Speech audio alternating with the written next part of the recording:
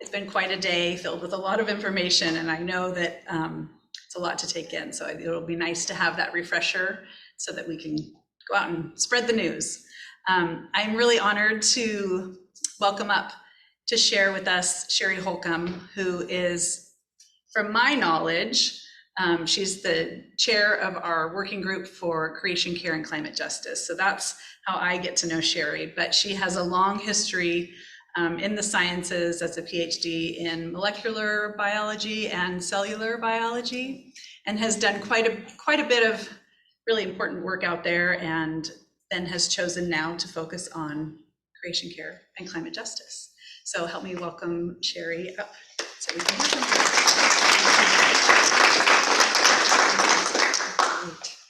Thank you, Beth, for that introduction, and thank you everybody for being here. Very exciting to see you all on a Friday afternoon at this hour.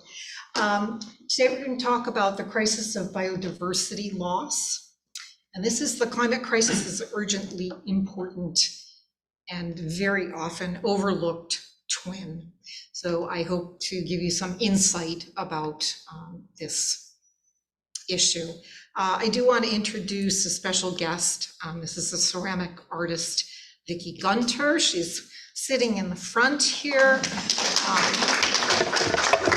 I met Vicki at an art exhibit that she was having in Venetia, and her art just spoke so directly to this, and having had conversations with her, her art spoke so directly to the theme of this conference, which, as we know, is climate crisis and empowering hope.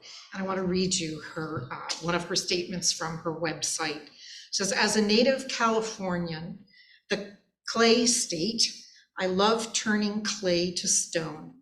I feel an urgency to create art in this revolutionary time and value clay's infinite potential, mirroring our own. My intention is to share work that stirs the visceral will to face our many challenges with hope and joy in the beauty that is in us and all other life. My art draws from the knowledge that everything, us, our food, homes, clothes, tools, toys, all come from the clay of the earth. My hope is that we will seek nature-based, just solutions to grow, gather, and consume, leaving the smallest footprint. So if you need to leave now, you can, and you have received the message of the afternoon." Just odds and ends at the end, I'll flash the footnotes on the screen. There are too many of them to show you during the talk, but then they'll be captured on the Zoom, and please save your questions to the end. So I want to take a moment to think about yes, can somebody turn off the one light closest to you, Beth? Yep, so that we can see the slides better. Thank you. God looked upon all that had been made, and indeed it was very good. And there was evening and there was morning, the sixth day, and that's Genesis 1:31. The point here is that God declares all of creation as very good, not just people, not just humanity, all of creation. So what is biodiversity? Most of you probably have an idea of what it is, but it is a measure of the number of species and populations within those species on planet Earth. It includes every living thing, from humans to organisms that we know relatively little about, such as microbes and fungi that we don't give their due and we don't think enough about. It includes invertebrates, it includes plants, and I've pulled out here on the slide life in the oceans and fresh waters, because the reason I pulled that out is because we are terrestrial organisms. We're earth-based. We often neglect and forget about how important the life in the oceans and the fresh waters are. And we really should probably call earth, not earth, but water. Basic human needs are provided for us, as in Vicky's statement, right? Food, fuel, shelter, medicine, all come from the natural world and the biodiversity therein. Organisms of the earth perform crucial services, if you will, want to call them that, which is pretty human-centric, but let's call them that for now.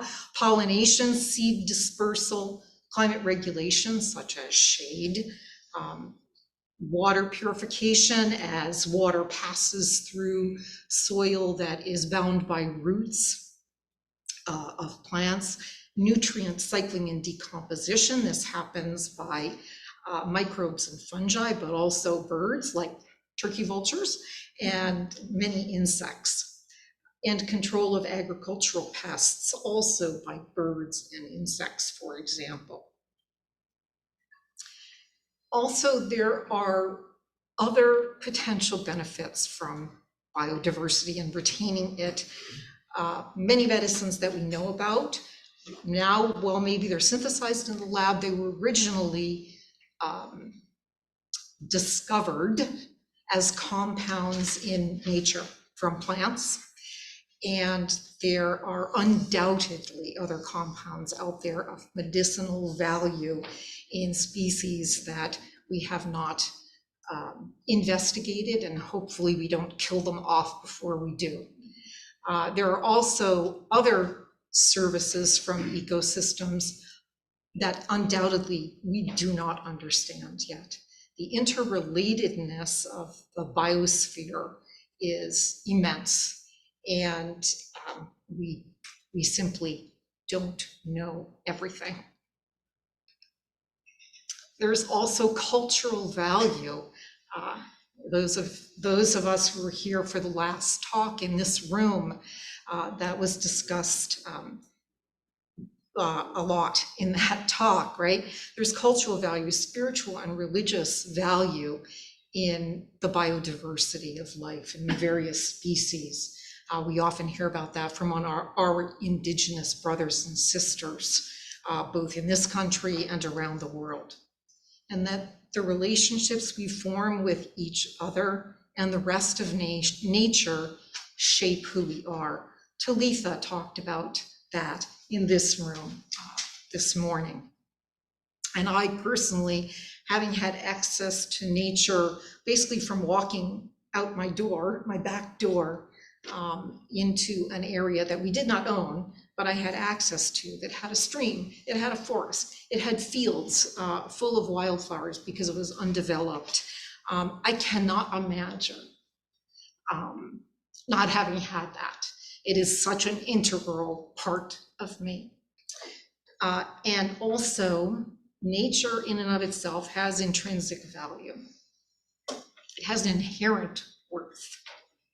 It has a right to exist. It's not all about us. There were, 5 and 7/8 days of creation before God created human beings. And that was all very good. There are millions of years, billions of years of evolution.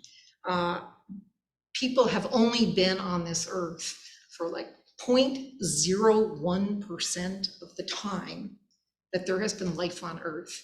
Think about that, 0.01% that human beings have been on this earth.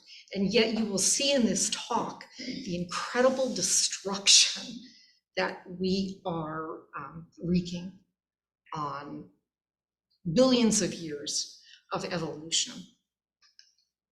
So why learn about this particular crisis in a climate crisis focused conference? Now, I think it is not a surprise to anyone that the crises are interrelated.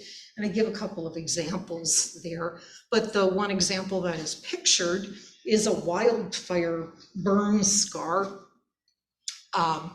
And this is where climate crisis intersects with biodiversity loss. Increasing temperatures cause wildfires that destroy habitats, and that put species at risk.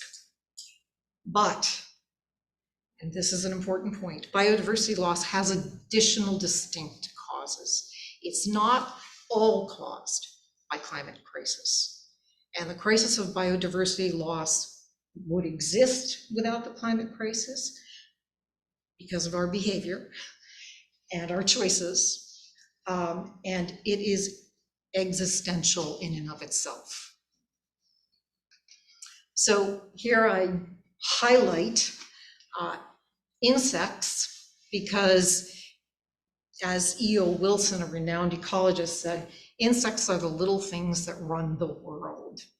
This is a wild concept for most of us. It's a wild concept for me, and I was a biology major as an undergraduate. But E.O. Wilson said, if all mankind were to disappear, the world would regenerate back to the rich state of equilibrium that existed 10,000 years ago. But if insects were to vanish, the environment would collapse into chaos. And as you will see, as we go through this hour together, insects are in trouble. And we need to stand up and take notice. I don't put up this quote to minimize the role of human beings in the world. Actually, on the contrary, right? It is because humans are over-consuming that we are in the situation that we are in.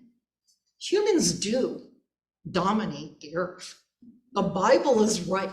We have dominion. But how do we use the dominion?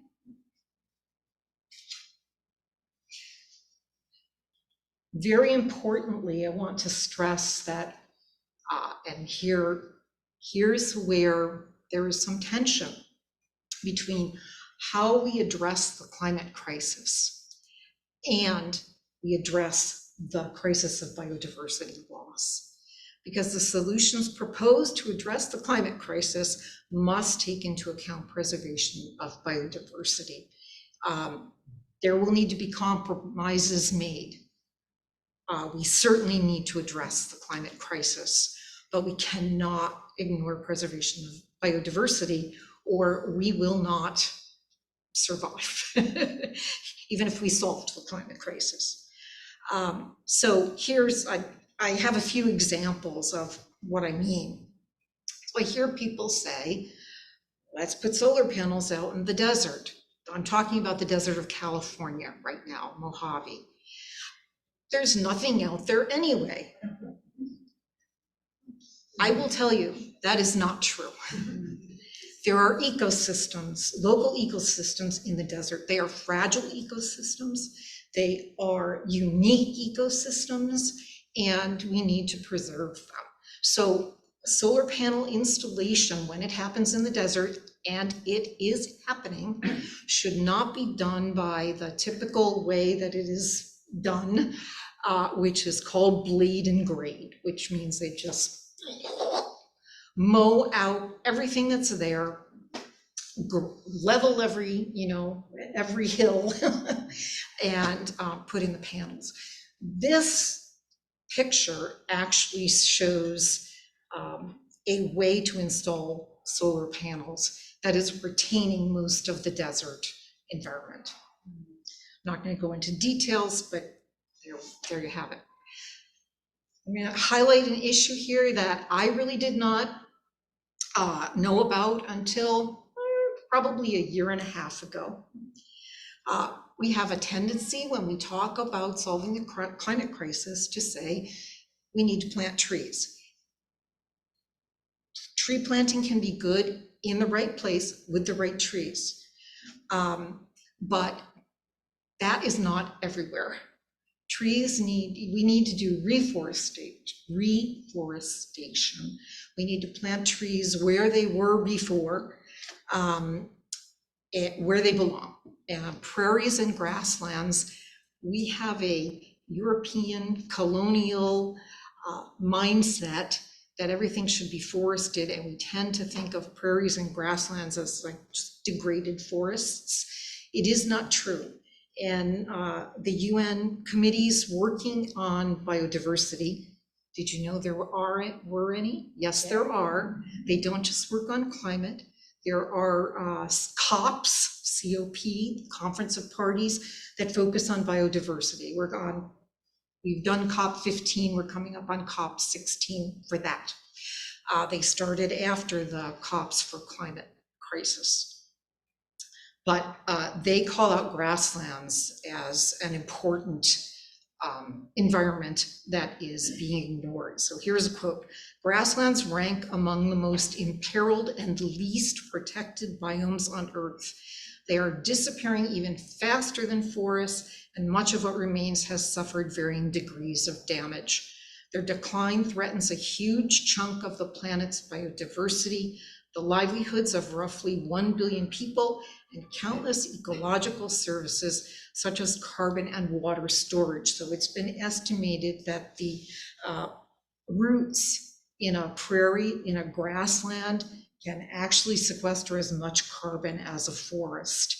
And I know as a birder that grasslands are a particular environment that's very important for birds. Here's another example. Wind farms, great. I am all for wind power, but we started before we knew kind of what we were doing, and live and learn. We were placing wind farms in places that were not good from a biodiversity standpoint. They need to be placed away from sensitive migratory bird routes.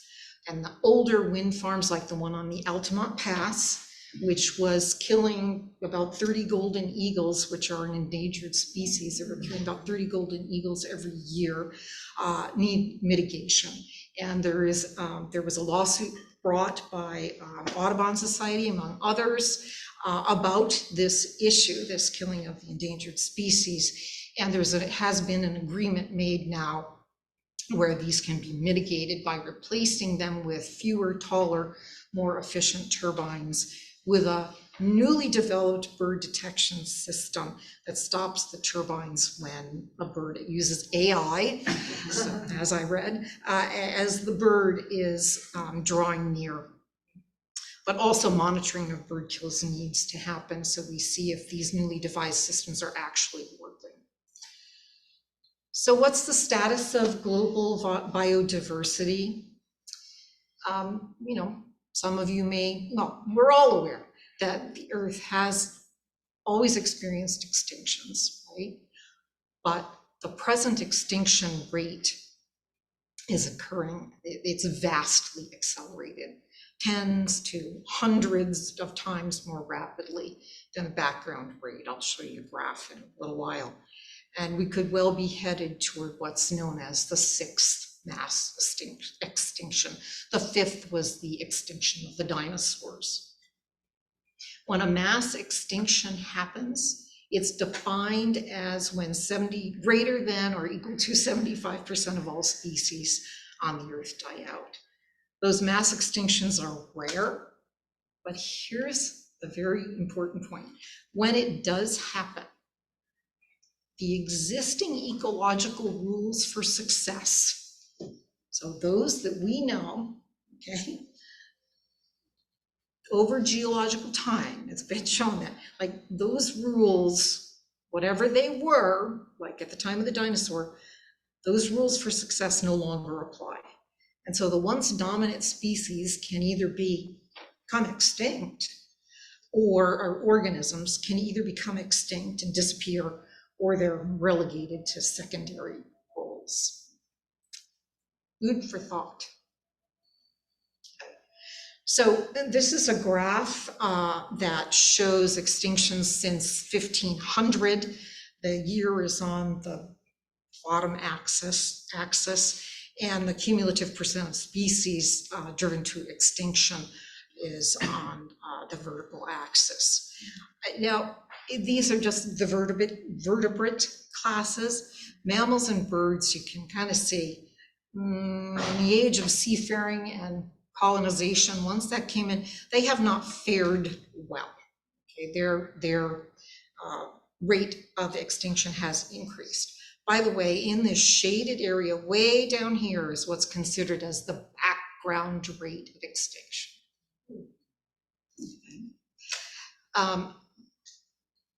But what really caused scientists to take notice is that the extinction rate of amphibians dramatically shot up in the last 50 years. That alarmed scientists, and Vicki has portrayed this event, actually, this dramatic decrease in amphibian populations in this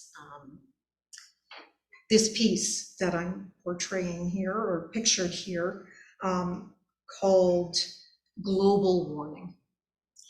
And what we can see here is the coal miner cradling a canary, right, which coal miners used as an indicator of like, is everything okay? Can I breathe here, or should I be hightailing it out of here if you croak, so to speak, if you die? But what Vicki has portrayed is that above, the coal miner, something was terribly wrong, and that these frogs portrayed here were really dying in massive numbers. I mean, there are photographs of literally just masses of dead frogs. They were dying at an incredible rate. Nobody really knew what was wrong. But the problem in general causing these mass extinctions is human behavior. In the case of the amphibians, it was finally sorted out that the problem was a fungus. Well, that doesn't sound like that's people's fault, right? But the fungus was transported around the globe by flying, shipping infected amphibians, because nobody knew that they were infected. But it killed the amphibians at a phenomenal rate. So stepping back from just the amphibians, so the overall, the loss of vertebrate species is about 1,000 times higher in the last century relative to background. And here's another key point. Extinctions don't exist in a vacuum. Extinctions breed extinctions. So if one species dies, that has an effect, dies off, that has an effect on whatever ate that species. And then it has an effect on the predators that ate that species. And that ripple effect travels out in this very intricate web of the biosphere. And at some point, we are very likely in that web. So because extinctions breed extinctions, like on that graph that I showed you, that only shows when a species goes extinct, when extinct. It is no more. But before a species goes extinct, their population decreases. So consequently, as a result of the extinctions we have seen and other factors, approximately 1 million species are now threatened with extinction. So in this one study that looked at 150,000 species plus some, this is what they found in terms of classes of life. 40% of the plants that they looked at were threatened with extinction. Amphibians not far behind at 35%. Corals at 30%. You probably all heard about coral bleaching and coral reef death. And I'm not going to go through all of these, but this gives you an idea.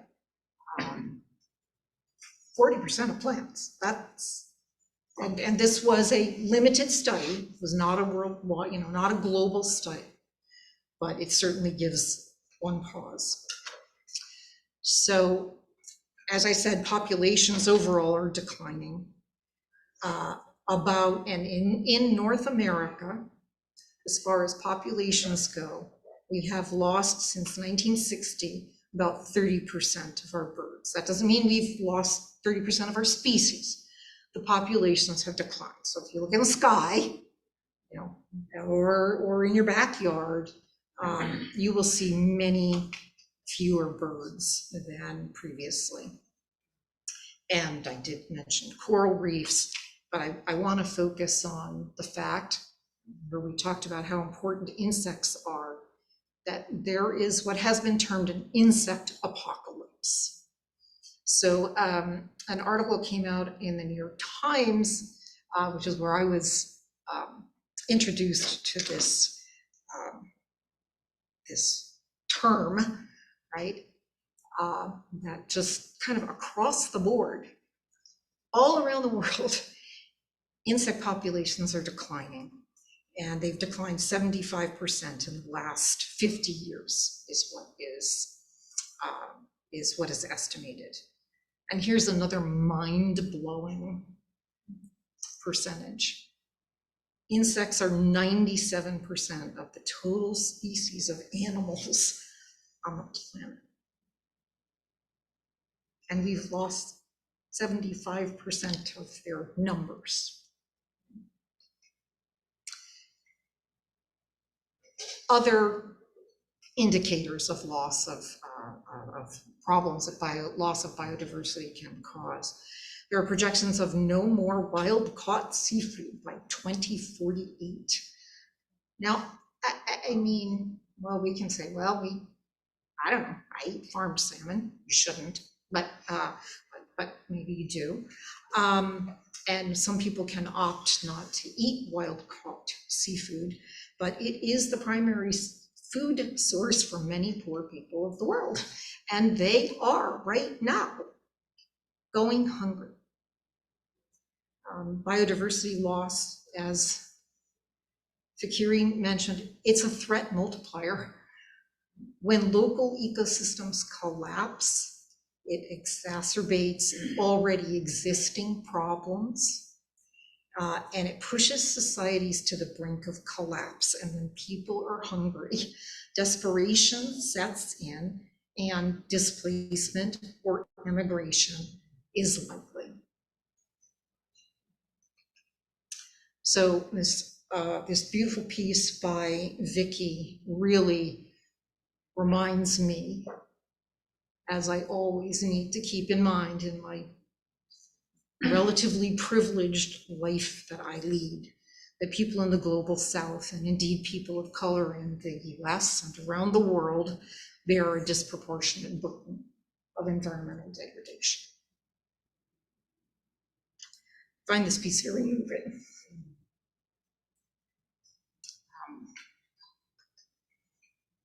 So why are we in this? Why this status of biodiversity loss? Why these numbers? Well, here are some other numbers. And in the book, by the way, the Pulitzer Prize winning book by Elizabeth Colbert, which I believe was written in 2013, as she says, one weedy species is responsible, and it's humans. We dominate the planet. We have transformed, statistics vary, but 1/3 to 3/4 of the land surface. 1/3 to 3/4 of the land surface. Most of the world's major rivers have been diverted or dammed. Fertilizer factories fix nitrogen. They produce more nitrogen than is fixed naturally. It's a highly costly process energetically, by the way.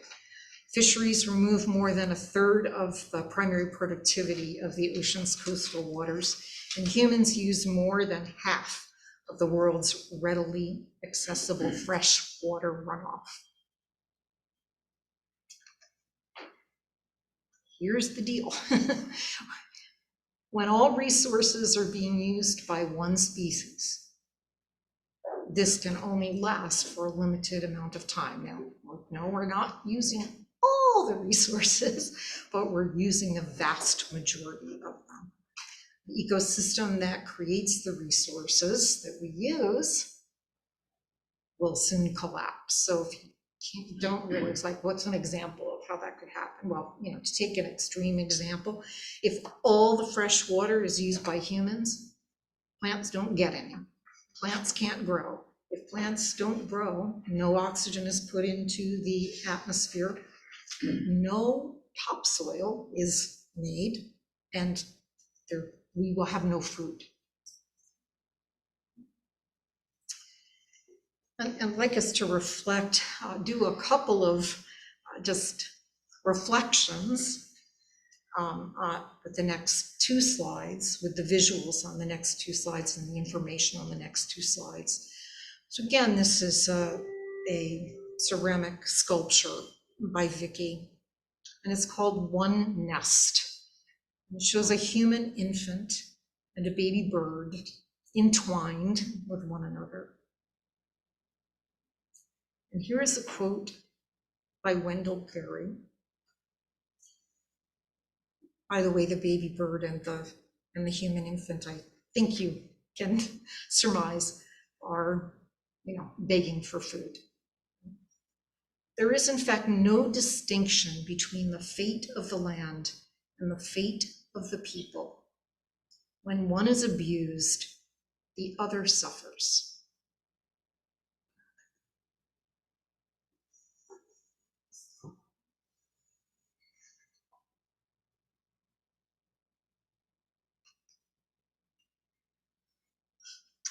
And so with this crisis of biodiversity that I hope I have convinced you is occurring, we are busily uncreating, right? We have a created world.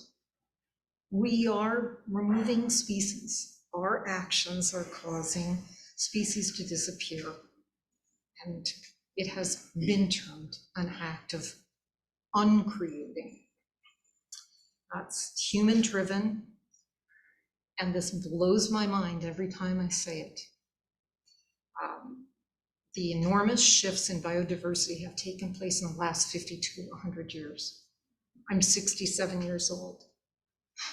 It means during my lifetime, this is when we have lost this much biodiversity.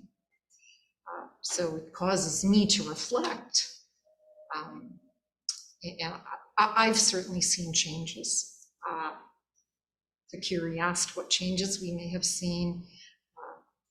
Vicki can relate personal stories to you at maybe our wine and cheese reception of what she has observed and been inspired to create art because of them. But here is what struck me when I reflected on this incredible loss, that I received, the I am because we are. That spans over time too. It's not just I am because we are here. I am because there was a we, my mother and father, right, who took care of me. I never could have made it on my own. Right? I had to be nurtured and cared for.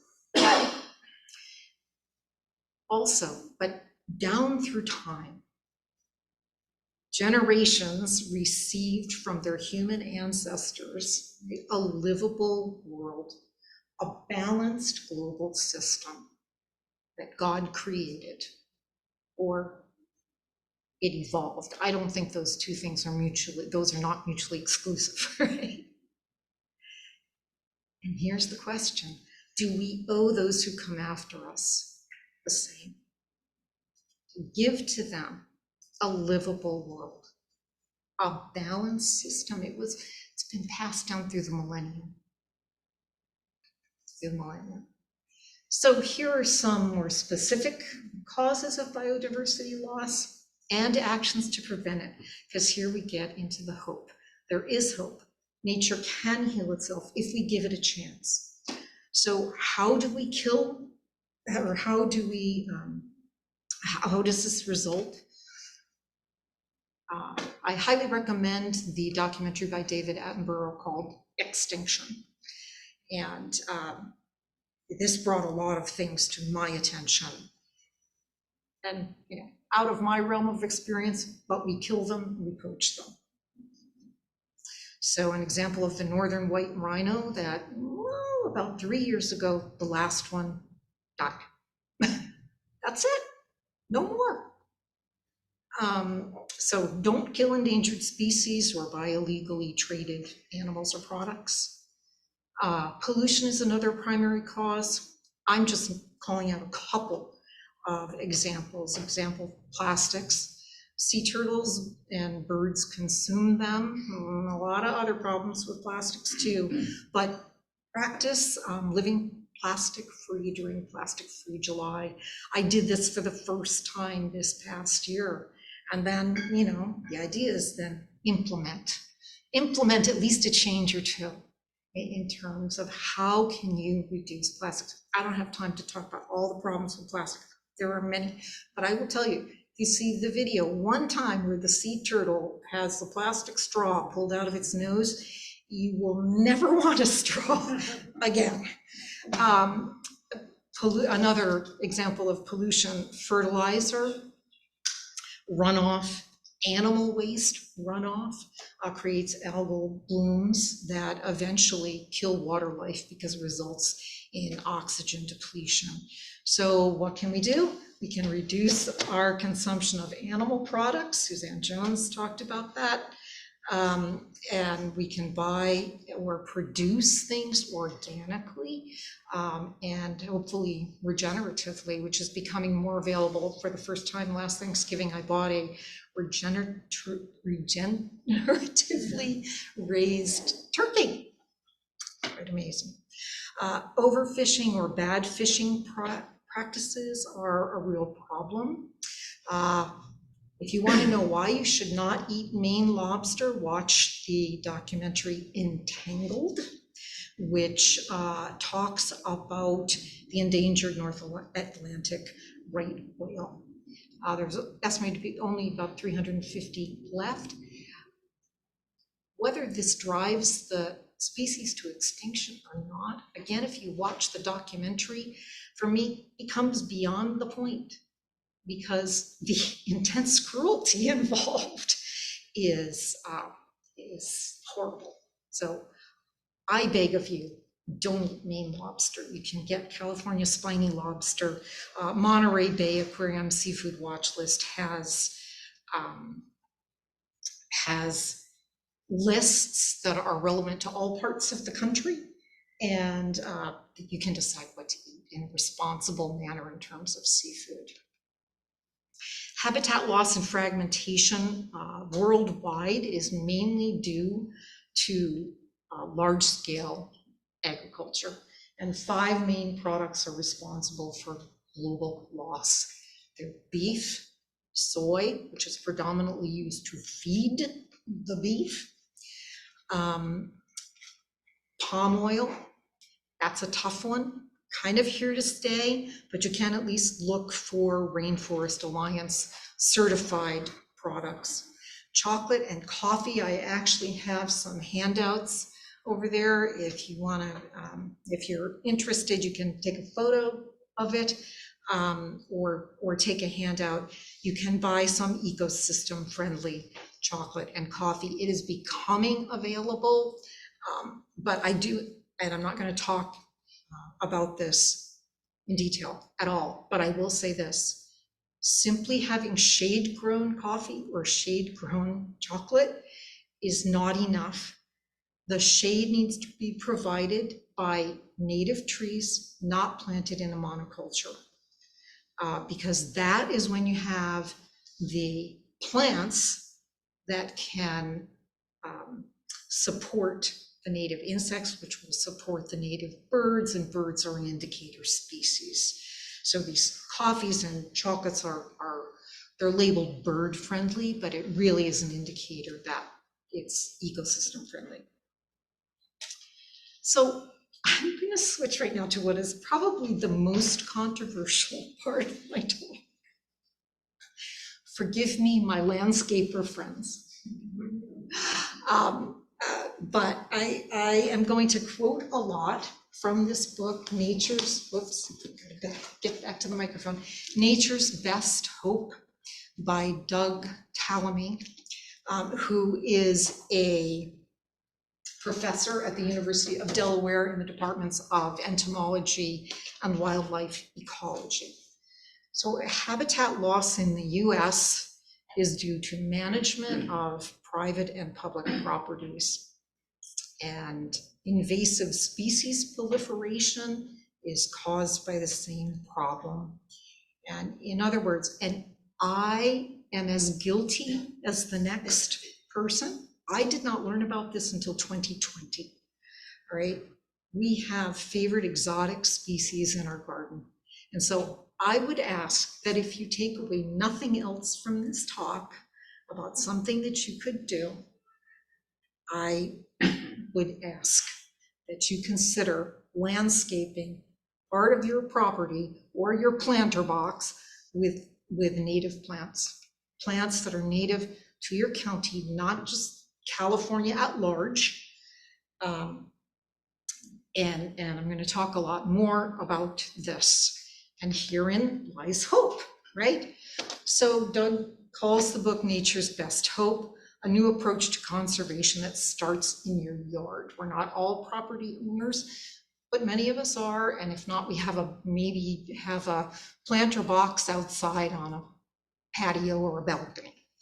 So the idea here is, I'll tell you the details, but it requires small efforts by many people, but will deliver enormous physical, psychological, and environmental benefits to all. Conservation, and here's a key point, conservation that is confined to parks will not preserve a species because the parks are too small and they're too isolated. So we really need, yes, to continue to protect good habitat in these parks where it exists, but we can't afford to ignore the ecological value outside the preserves. So what Dr. Tallamy says is restore habitat where we live and work, and I add, and worship. We can do something at our churches, right? We can help build biological corridors that connect preserved habitat fragments. It doesn't have to be a physical, absolute connection to those fragments, but the more the better. So the corridors can enlarge a population of plants and animals, and that allows the population to weather just the normal fluctuations in populations, can weather them if the areas, corridors are large enough, it can weather them indefinitely. Because if the population isn't large enough, when there's a normal fluctuation in the downward direction, right, species can just fall off the edge and go extinct. So you want to avoid that. Here's the painful truth about plant selection for your property. They are not all equal in providing ecosystem services. It's taken me a long time to understand why that is. But I will tell you, and it probably took me hearing it a number of times before I chose to believe it. So turf grass used for lawns is an ecological dead zone. And so are rocks and cement. We have a lot of those in California. Non-natives, even non-native trees, do not come close to providing the services needed to restore habitat. It's kind of a bitter pill. But Doug Tallamy takes the city of Portland as an example, who pride themselves, Portlanders, at being green and sustainable, and they do many wonderful things. But he observes that the street trees are non-native, and also observed that during bird breeding season, there were very few birds there. There are only birds that are like the urban dwellers, you know, who've learned how to eat garbage, or like crows and scrub jays and things like that. And this is what he says: Portland's street trees lack the evolutionary history with local wildlife that is required to, underlining mine, contribute meaningfully to the food webs that support them. Most birds, 96%, feed their young on insects, not the berries or seeds that the adult birds can eat. Plants available in Portland simply don't make the insects necessary to raise young successfully. And he says, how can we consider something sustainable if it doesn't sustain life? If birds can't make baby birds there, this is a dead end. And he further says, he's very blunt in this book: nurseries need to get away from selling, and consumers need to get away from buying low-functioning introduced species. We need to think of the plant's roles as ecological backbone supporting the life around us rather than as decoration. Also, not just in terms of the carbon that they sequester. It's not enough. We need more, right? We should no longer accept the notion that introduced plants are the ecological equivalents of the native plants that they replace. Insects and plants have a special relationship. Insects pollinate 88% of all the world's plants. And we know that the plants turn the sunshine into food, and the insects sustain the plants by pollinating them, and they are the organisms that keep the world running. Many plant species can only be pollinated by a specific species of insect. And those are often native bees, not the honeybees that we think of. Honeybees are imported from Europe. And many insects rely on a specific species of plant as food for their larvae, their caterpillars. It's very much out there. We all know about milkweed and monarch butterflies, right? So think milkweed and monarch butterflies. Monarch butterflies need milkweed to lay, and it can be a specific species of milkweed, all is not created equal, to lay their larvae on. And that is the rule in the insect world, not the exception. We only hear about the monarchs. And the larva cannot simply switch to another plant. Again, big news for us, right? So here's Vicky's sculpture, the clay mariposa, and it captures so well the interdependence of plant, insect, and humans. You can note the human hands that are cradling the mariposa lily, the clay mariposa, which actually is an endangered species in California. And it conjures up to me, our ability and responsibility to steward these species. So I said, larvae can't just switch, to a new food source. Why is that? It's because plants don't want to be eaten. Want to be eaten. They produce chemical defenses to hinder insects from eating them. Pretty complex chemicals. And insects have co-evolved with plants to allow them to consume a given species. But they can't just consume all species. They can't process all the toxins. There's a specialization that has occurred because it is metabolically expensive for the caterpillar to produce kind of the antidote to the toxin, just like it's expensive for the plant to produce the toxin. So insects cannot evolve rapidly enough to use the species that we're introducing. If the native plant disappears, so does the larva, and therefore the butterfly moth or sawfly that also produce caterpillars that rely on that as food. And if caterpillars disappear, so do the birds. No insects equals no birds. So how do we restore native plants? How do we restore insects? The key is to restore native plants, which is the foundation of the food webs.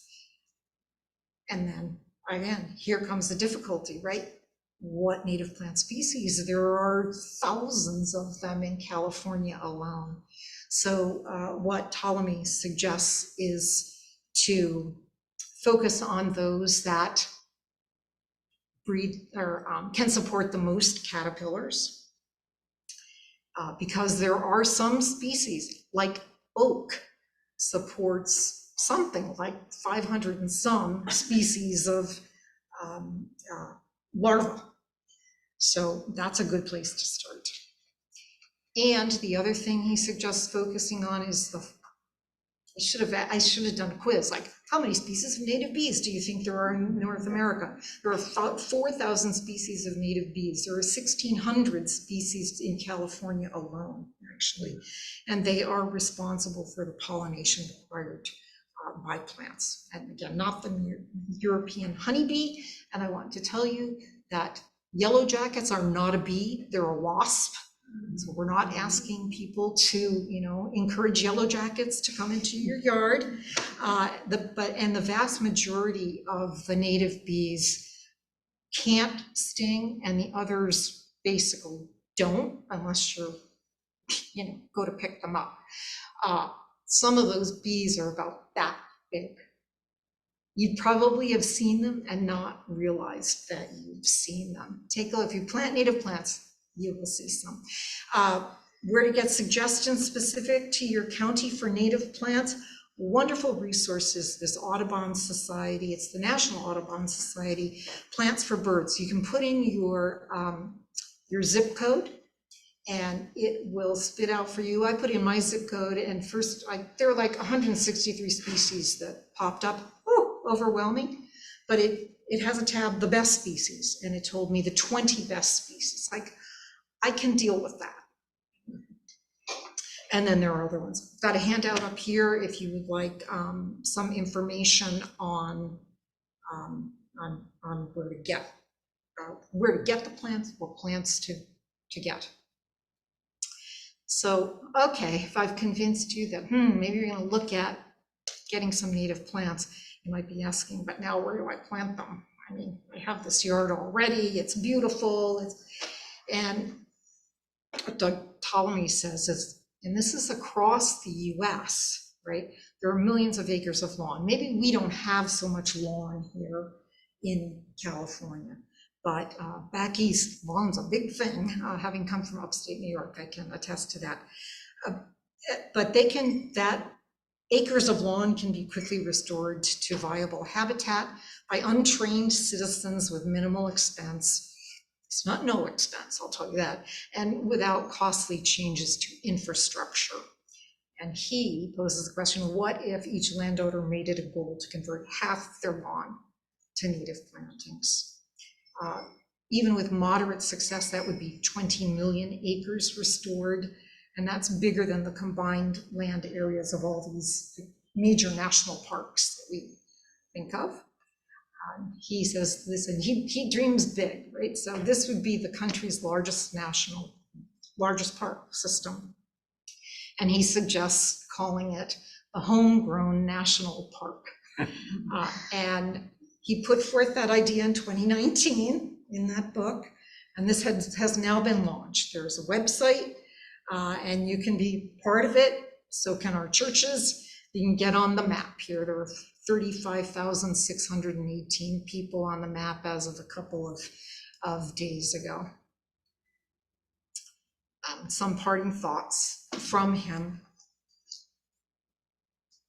from me.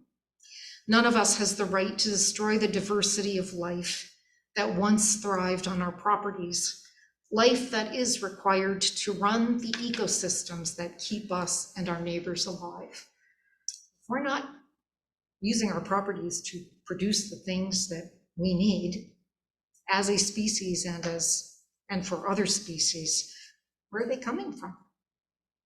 There isn't enough land left in the country to provide these needs. We no longer have the right to ignore our stewardship responsibilities. This is Doug Callum. Our stewardship responsibilities attached to land ownership. And he says, gardening in the traditional sense is optional, but earth stewardship is not. So we want to empower hope in this conference, and there is hope. I mean, I think that's a hopeful message, this vision that Doug Ptolemy has. I don't think it's out of our reach for any of us. But Pope Francis, in the book that Cherie quoted from, says this: we must not think that these efforts are not going to change the world. They benefit society, often unbeknownst to us, for they call forth goodness, which inevitably tends to spread. And with that, in the very few remaining minutes, I can take questions if you have any comments. Yes, Suzanne.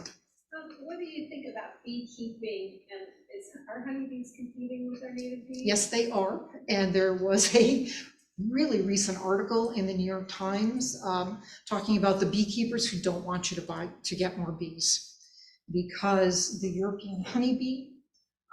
What's happening is corporations, in efforts to be green, I think they really think they are being green. You know, we could say, oh, they're just trying to appear green, but they're doing things like putting beehives on their roofs for honey, like the honeybees, and saying, look, we're helping the environment, but then those honeybees are competing with native bees to, for the resources of food. So, again, my beekeeping friends, forgive me, but we don't need more hives of honeybees and placed in those places where, I mean, it's a little different if you're going around agriculturally and doing things, performing a service, but yes. Yeah, so I know that there's a few cities that are planning for, like, I think right now we're in 8A, zone 8A for planting. Okay. And they're planning for climate change, it will be in zone 8B and then 9. I hear you. So they're not planting native species, assuming that it's gonna get warmer. I was just curious what your take on that was. Yeah, Can you repeat that question? I sure can. Yeah, the question is, should we be choosing our plantings in anticipation of climate changes? And my answer is that the California Native Plant Society does not recommend that. That if we plant native plants as we have them now, and we have these corridors, right? Plant species can move by seed dispersal and so on. So that is their position at this point. And also, by the way, I will just say the Native Here Nursery collects seed from plants in the area, responsibly collects them and grows seedlings from those seeds, so that if the plants have adapted, if there's any specialization to your particular area, you're getting like a variety of that plant that is adapted to that area. But that's an open question. California Native Plant Society does not recommend that at this point. David, you have somebody on? Well, I have a bunch of kind of comments, but maybe I'll just go through them real quick. Apparently, leaf blowers kill many insect larvae that are laid in leaf litter. Leave the leaves. So it's kind of a comment, I guess. Join your local backyard habitat effort, and your church can too. I have read that leaves are good for composting. How damaging is neighborhood spraying for mosquito control? Very damaging. Let me answer a couple. It's non-specific. So you don't want to do it, and you want to oppose mosquito control spraying. There is a way to control backyard mosquitoes. Get rid of your standing water, and then you can make mosquito traps that are non-toxic to anything but the mosquito larva, because mosquitoes come and lay their eggs in the trap. So actually, I ran out of time. I had slides on that, but I had to take them out. But also, the first comment you made, oh yes, leaf litter. Very important actually for planting native plants. You should leave your leaf litter, because many of the larvae don't pupate on the tree or the plant that they eat. They drop to the soil, and they either burrow into the soil, so you shouldn't have lawn under those trees either, because it's too compacted, they can't burrow in, or they make a cocoon in the leaf litter. So there are ways you can make that look attractive. Like this. This is an example of the tree, and then you've got a shrub, and you've got some ground cover, so the leaf litter just falls down there, and then you don't see it. Maybe one more. Yes. There's this person who did do that with his front lawn in Portland and planted native ground cover and some wildflowers, Western Star Columbia, both baby canopy, the understory trees to eventually replace a non-native canopy. City streets, Douglas. Anyways, I think That is awesome. Maybe he's he can got come no in. front lawn left, exclamation That point. is awesome. Thank you for doing it. Thank you for the comment. Vicki, did you have a I question just or wanted to comment? say another resource that's great is calscape.org. You can put in your address and they'll show you not only the insects that are attracted by the native plant that lives where you live, but the growing conditions that are needed for it, and all that. Thank you. Vicki mentions that Calscape is a good resource, calscape.org. And I see by the tyranny of the clock that we need to end, because we want to get to Jeff's plenary that's happening in whatever. 12 minutes. I hit 12 minutes, 13 minutes. But yeah, well, just want to thank you so much.